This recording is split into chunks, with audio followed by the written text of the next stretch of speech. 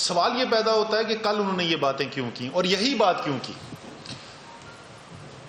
دیکھیں اگر آپ یاد کریں جس وقت حکومت بنی تھی اور پہلی تقریر تھی شاید وزیر اعظم کی، پہلی یا دوسری تقریر تھی، تو اس کے اندر انہوں نے قوم کو بتایا تھا کہ یہ جو اپوزیشن ہے یہ اس کی صرف سیاست داؤ پہ نہیں لگی ہوئی، ان کی جو پچھلے 20 اور 30 سال سے بنائی ہوئی جائیدادیں ہیں جو کرپشن کے پیسے سے بنائی گئی ہیں وہ بھی داؤ پہ لگی ہوئی ہیں. تو ان کے لیے تو یہ زندگی اور موت کا مسئلہ ہے، اور جب احتساب کا عمل آگے بڑھے گا تو ان سب نے مل جانا ہے. تو کل وہ مناظر ساری قوم نے دیکھے کہ جس کی پیشن گوئی عمران خان نے کی تھی. اور یہ میں آپ کو بتا دوں کہ یہ آج سے 8-8.5 سال پہلے جب میں نے پارٹی جوائن کی تھی، شاہ صاحب کو یاد ہوگا، شبلی کو یاد ہوگا، یہ وزیر اعظم اس وقت بھی یہی بات کرتے تھے جس وقت یہ ایک دوسرے کے بارے میں الٹا لٹکانے، پیٹ کاٹنے، ضیاء الحق کی پیداوار اور پتہ نہیں کیا کیا ایک دوسرے کو کہتے تھے. یہ اس زمانے میں بھی وزیر اعظم جو ہیں عمران خان صاحب جو ہیں اس وقت بھی یہی کہتے تھے کہ اندر سے سب ایک ہیں، کیونکہ طریقہ کار ایک ہے، وہی کرپشن کرنی، وہی سیاست کو استعمال کرنا جائیدادیں بنانے کے لیے اور پھر جائیدادوں کو بچانے کے لیے سیاست کو استعمال کرنا. حکومت جب آئی ظاہر ہے عمران خان جو ہیں انہوں نے یہ جو باریاں چل رہی تھیں وہ باریاں توڑ دیں. میری باری تمہاری باری، ظاہر ہے کہ آپ کا پیسہ بھی داؤ پہ لگا ہوا ہے تو آپ نے بھی تقریریں دوسرے کے خلاف کرنی ہے، کوئی کام تو کرنا نہیں. لیکن عمران خان جب آئے تو انہوں نے کہا یہ تو معاملہ گڑبڑ ہو گیا.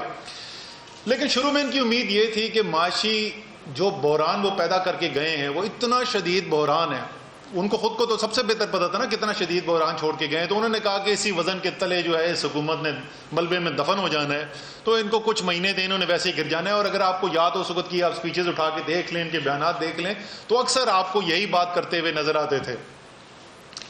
وہاں سے عمران خان صاحب نے ذاتی جو جستجو کی، اس کے لیے جد و جہد کی، کس طریقے سے انہوں نے پیسہ اکٹھا کیا اور ہم اس بحران سے نکلنے میں کامیاب ہو گئے. اس کے بعد آ گیا جی دھرنا. یہاں پر دھرنا انہوں نے کہا کہ ادھر سے بس اب حکومت گرے گی اور سارا پاکستان کھڑا ہو جائے گا اور سارا پاکستان ہمارے ساتھ ہے. تو جب ادھر آئے تو پتہ چلا کہ پاکستان کا تو 2% بھی ان کے ساتھ نہیں کھڑا ہوا. وہ آہستہ آہستہ الگ ہوتے گئے اور آخر کار یہاں سے پسپائی کرنی پڑی. تو وہ امید بھی ختم ہو گئی. پھر اس کے بعد ایک دنیا میں ایک عالمی بحران آیا، کورونا کا ایسا مرض پھیلا دنیا کے اندر کہ دنیا کی معیشت ہل کے رہ گئی، لوگوں کے ملکوں کے صحت کے نظام ہل کے رہ گئے. اور بڑا آپ اس میں شروع کے دن دیکھیں تو بڑا جوش اور ولولہ نظر آتا تھا ان لیڈران کے اندر. کوئی لندن سے بھاگے بھاگے واپس بھی آ گئے اسی امید کے اوپر کہ ابھی پاکستان کے اندر تباہی بربادی آئے گی تو اس کو پھر ہم بنیاد بنا کے حکومت کو جو ہے وہ ختم کریں گے. اور کل کی تقاریر کے اندر مجھے یہ بات بڑی مزیدار لگی کہ وہ لوگ جنہوں نے کوئی چیز نہیں چھوڑی پاکستان میں تنقید کرنے کے لیے، لیکن دنیا میں جو سب سے بڑا بحران آیا ہوا ہے نہیں ذکر کیا تو اس کا نہیں کیا. کوئی آپ نے کل کورونا اور کووڈ کی بات نہیں سنی ہوگی.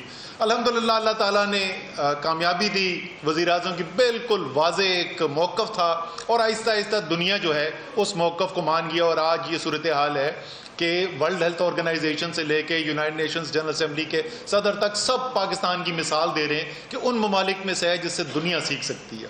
وہ بھی موقع ہاتھ سے نکل گیا جی. اس کے بعد جو ابھی ہوا ہے یہ فیٹف کے قوانین کے اندر، یعنی اس سے زیادہ شرمندگی کی کیا بات ہو سکتی ہے. اور یہ کتنے ڈیسپریٹ ہیں، یہ کتنی ان کی پریشانی کس نہج تک پہنچ گئی ہے اس کا اس سے اندازہ لگائیں کہ ایسے قانون جس کا کوئی سیاست سے تعلق نہیں، کسی سیاسی پارٹی سے تعلق نہیں، وہ صرف اور صرف پاکستان کو بلیک لسٹ سے بچانے کے لیے قوانین بنائے جا رہے ہیں. ان قوانین کے اوپر بھی انہوں نے بھرپور مخالفت کی. پہلے تو وہ سمجھے بڑے خوشی ہوئی جی ان کو، میں اور شاہ صاحب بھی ان کے ساتھ بیٹھے شروع میں تو بڑی ان کی امید تھی کہ ہم جو ہے، کیونکہ ظاہر ہے ان کو یہ تو پتہ ہے کہ عمران خان تحریک انصاف کی لیڈرشپ جو ہے محب وطن لوگ ہیں تو ملک کے لیے قربانی دینے کے لیے بھی تیار ہیں. تو انہوں نے کہا اس سے بہتر موقع نہیں ہو سکتا NRO کرانے کا. تو وہ NRO جس سے وہ بولتے تھے ہم کبھی نہیں مانگیں گے اور بار بار پوچھتے تھے کون سا NRO، تو وہ NRO کی ایگزیکٹ شکل صورت انہوں نے قوم کے سامنے رکھ دی 34 ترامیم نیب قوانین کے اندر. انہوں نے کہا جی یہ کرو گے تو ہم فیٹف پہ سیدھا بلیک میلنگ، یہ کرو گے تو پاکستان کو بلیک لسٹ میں جانے سے بچائیں گے، ورنہ پاکستان بلیک لسٹ میں جاتا ہے تو جائے، ہمیں اپنی جائیدادیں بچانا ہمارے لیے زیادہ ضروری ہے. لیکن اس کے اندر بھی ان کو پے در پہ شکست ہوتی گئی. اور صورتحال ان کو یہ نظر آئی کہ ان سے تو 200 ممبر جو اسمبلی، قومی اسمبلی اور سینٹ کے اندر ہیں، وہ بھی نہیں ان سے سنبھالے جا رہے. تو ایک پینک جو ہے وہ ایک اور لیول کے اوپر ان کا پہنچ گیا، اور اسی کے اندر ایک اینٹی منی لانڈرنگ قانون جو پاس ہوا ہے، اس سے ظاہر ہے ان کی اپنی جو باہر منی لانڈرنگ کی ہوئی جائیدادیں ہیں اس کو بھی خطرہ ہے. تو یہ تو وجہ ہے کہ یہ کیوں اس وقت اتنے پینک میں، اور یہ اب کس طریقے سے چاروں طرف ہاتھ پیر مارنے کی کوشش کریں کہ کس طریقے سے ہم جس پریشانی کے اندر آ گئے ہیں اس سے نکلا جائے. لیکن یہ ان کے ساتھ ساتھ وہ دنیا کی قوتیں جو پاکستان کے خلاف ہیں، جو پاکستان سے دشمنی رکھتی ہیں، ان کے لیے بھی ایک بڑی خطرناک صورتحال پیدا ہوتی جا رہی ہے. اور وہ کیا ہے؟ کون سے علاقے ہیں جہاں پر انہوں نے، بھارت میں خصوصی طور پر اور دوسرے اس کے علاوہ وہ ممالک جو پاکستان سے مخامصت رکھتے ہیں، انہوں نے کہاں کہاں پریشانی پیدا کرنے کی کوشش کی ہے. فاٹا بہت بڑا ایک ہمارے لیے چیلنج ہوا کرتا تھا. الحمدللہ پاکستان کی فوج نے آپریشن کیا اور سیاسی طور پر فاٹا کو پاکستان کا حصہ بنایا گیا. فاٹا انضمام بل پاس کیا گیا، وہاں ترقی کا عمل شروع ہوا ہے. اور اللہ کے فضل سے فاٹا کے اندر جس قسم کی ہم دہشت گردی کی وارداتیں وہاں پر دیکھتے تھے، جس طریقے سے ریاست کی رٹ وہاں ختم ہوئی ہوئی تھی، اس کو ہم نے بدلتے دیکھا اور فاٹا کے اندر ہم نے بہتری آتی ہوئی دیکھی. کراچی پچھلے 20-25 سال استعمال کیا گیا. کراچی کی صورتحال آپ نے دیکھی، سیاسی طور پر بھی بہتر ہونی شروع ہوئی، وہاں کے سیکیورٹی کے معاملات بھی بہتر شروع ہوئے. اور ابھی آپ نے دیکھا کہ ایک بہت بڑا تاریخی پیکج جو ہے کراچی کی ترقی کے لیے بھی بنایا گیا.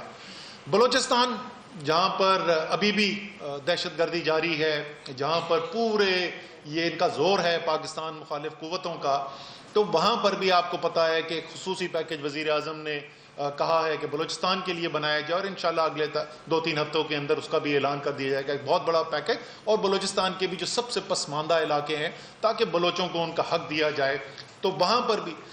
پھر افغانستان، جس کی شاہ صاحب جو ہیں تفصیل کے اندر بات کریں گے، بٹ جو پاکستان کے لیے، اس خطے کے لیے ایک صورتحال ایسی تھی جو خطرہ ہوتا تھا، وہاں الحمدللہ نہ صرف امن کی امید نظر آ رہی ہے، بلکہ امن کی امید اس صورت میں نظر آ رہی ہے جس کی بات عمران خان کرتے تھے جب وہ شاید پاکستان میں واحد سیاسی لیڈر تھے جن کا وہ موقف تھا، اور انہوں نے ٹوک موقف حاصل کیا اور دنیا اس کے اوپر ہے.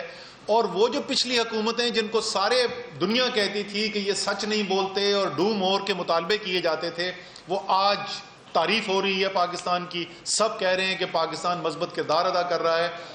تو عالمی، جیسے میں نے کہا کہ شاہ صاحب اس کے اندر تفصیل کے اندر جائیں گے، تو عالمی قوتیں بھی جو ہیں، جو ہمارے دشمن ہیں، ان کو بھی نظر آ رہا ہے کہ پاکستان اس راستے پہ نکل گیا ہے اور وہ منزلیں اب حاصل کرنا شروع کر رہا ہے جہاں اگر اس کو فوری طور پر روکا نہیں گیا، اس کے لیے رکاوٹیں نہیں پیدا کی گئیں، تو بہت پاکستان کو اس کے بعد پکڑنا مشکل ہو جائے گا.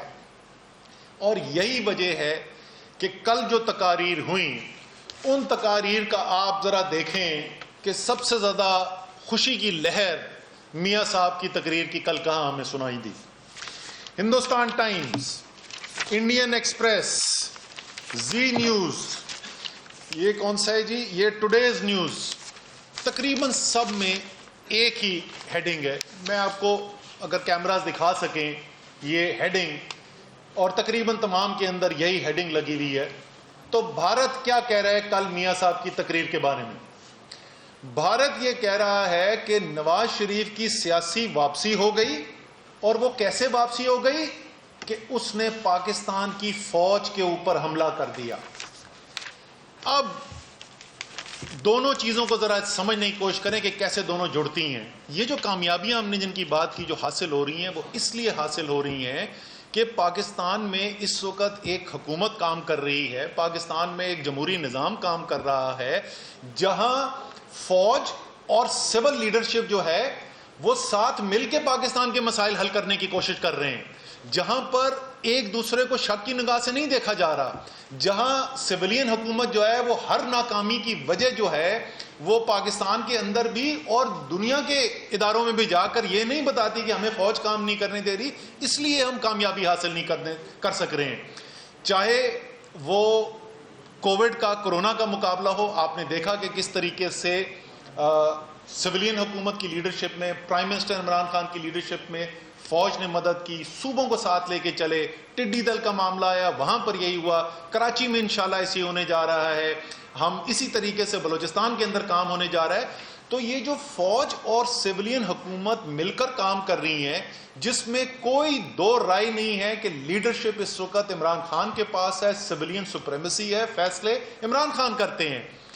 اس نظام کو اگر چھیڑا نہیں گیا، اگر اس کو ڈسٹرب نہیں کیا گیا، اگر ان کے اندر پاکستان کی سیاسی لیڈرشپ اور فوج کے اندر دراڑیں نہیں پیدا کی گئیں، تو یہ اپوزیشن والے بھی یہی سمجھتے ہیں اور پاکستان کے دشمن عناصر بھی یہی سمجھتے ہیں کہ اگر ایسا کرنے میں وہ ناکام رہے تو پاکستان کو کامیابی سے کوئی نہیں روک سکتا. ساتھ میں یہ بھی کہوں گا کہ ذرا سا یہ جس طریقے سے کل حملہ کیا گیا، جس طریقے سے فوج کے اوپر، کم سے کم یہ تو سوچ لیتے کہ وہ آپریشن جو وزیرستان میں ہوا، جو پچھلی حکومت کی مسلم لیگ نون کے وقت میں ہوا تھا، اس میں شہادتیں فوج نے برداشت کیں. اور وہ جنگ آج بھی دہشت گردی کے خلاف اور پاکستان کے دشمنوں کے خلاف ختم نہیں ہوئی. پوری دہشت گردی کی جنگ میں تو 6000 سے زیادہ فوجی شہید ہوئے ہیں. لیکن صرف اس سال 2020 میں ابھی ستمبر پورا نہیں ہوا، پہلے صرف 8.5 ماہ گزرے ہیں اور اس کے اندر 150 سے زیادہ شہادتیں ہوئی ہیں ہمارے فوجی شہیدوں کی. یہ وہ فوج ہے جس کی کوئی ایک سال سے 8.5 مہینے میں، اس سال 2020 کے جنوری 1 سے ستمبر کے وسط تک 150 سے زیادہ شہادتیں ہیں بارڈر کے اوپر، دہشت گردی کے اٹیکس کے اندر. اور مکمل طور پہ تو جیسے میں نے بتایا کہ اوور آل کو 6000 سے زیادہ ہیں. کوئی پلٹن، کوئی ریجیمنٹ فوج کی ایسی نہیں ہے جس نے شہید نہ اٹھائے ہوئے ہوں، اور ایک دو نہیں درجنوں کی تعداد میں انہوں نے شہید نہ اٹھائے ہوئے ہوں. اس فوج کو جا کر حملہ کر رہے ہیں، اور وہ کیوں کر رہے ہیں اور وہ بیانیہ کس سے مل رہا ہے وہ میں نے آپ کو بتا دیا کہ یہ جو بیانیہ بولا جا رہا ہے یہ بیانیہ کس سے مل رہا ہے. لیکن یہ میاں صاحب کا کوئی نیا کام نہیں ہے. یہ فواد چودھری آپ کو تفصیل کے اندر بتائیں گے کہ کیا کرتے رہے ہیں. میں بنیادی طور پہ میاں صاحب کا جو طرز عمل ہے بڑا سادہ سا ہے. اگر ادارہ ان کے مکمل قابو میں نہیں ہے تو میاں صاحب کی جنگ ہے اس ادارے کے ساتھ. اس وقت جو ہے وہ کون ان کے کنٹرول میں نہیں ہے؟ فوج ان کے کنٹرول میں نہیں ہے. فوج کا اٹیک ہم نے آپ کو بتا دیا. عدلیہ مکمل طور پر ان کی تابع نہیں ہے، اور وہ عدلیہ جس نے ان کے لیے وہ فیصلے کیے جو پاکستان کی تاریخ میں نہیں ہوا. ایک کنوکٹڈ قیدی کو انسانی ہمدردی کی بنیاد کے اوپر کورٹس نے اجازت دی باہر جانے کے لیے. حکومت نے کہا کہ اچھا انسانی ہمدردی کی بنیاد پہ ہم ان کو باہر جانے دیتے ہیں. وہ باہر جا کے تو ابھی جہاز میں بیٹھے تو پتہ چل گیا تھا کہ کتنے وہ بیمار تھے. اس کا جواب وہ خود دیں گے. انہوں نے جوڈیشری کو کل نہیں چھوڑا. یعنی اگر کوئی بھی ایک فیصلہ ایسا ہو جو ان کے خلاف ہو تو جوڈیشری جو ہے وہ انصاف نہیں دے رہی. اگر فوج ان کے لیے نہ کام کرے، اور چیف کمال کی بات انہوں نے کی، وہ کہتے ہیں کہ جی آج تک پاکستان کی تاریخ میں کوئی فری الیکشن نہیں ہوا. بھائی آپ 3 دفعہ وزیر اعظم بنے، کیا آپ اقبال جرم کر رہے ہیں؟ اسی طریقے سے نیب کو، اب نیب کی کارکردگی پہ کوئی اعتراض کرتے تو سمجھ میں آتی تھی، لیکن جس طریقے کے گرے ہوئے حملے 3 دفعہ پاکستان کا وزیر اعظم ذاتی حملے نیب چیئرمین کے اوپر، کون نیب چیئرمین؟ میاں صاحب یہ آپ نے لگایا تھا. یہ تحریک انصاف کا لگایا ہوا چیئرمین نہیں تھا، یہ آپ کا لگایا ہوا چیئرمین ہے. تو انہوں نے کسی ادارے کو نہیں چھوڑا. وہ کہہ رہے ہیں کہ یا، اور جو ان کی پرانی خواہش ہے وہ 90 کی دہائی کی امیر المومنین بننے کی خواہش ہی، جو قانون میاں صاحب کے آڑے آتا ہے وہ قانون ختم کر دیا جائے. جو ادارہ آزاد قانون کی بنیاد کے اوپر، آئین کی بنیاد کے اوپر کام کرے وہ ادارہ تباہ کر دیا جائے. وہی ان کی سیاست جو ہے وہ چل رہی ہے، اور آج تک بھی وہی سیاست ان کی آج بھی چل رہی ہے.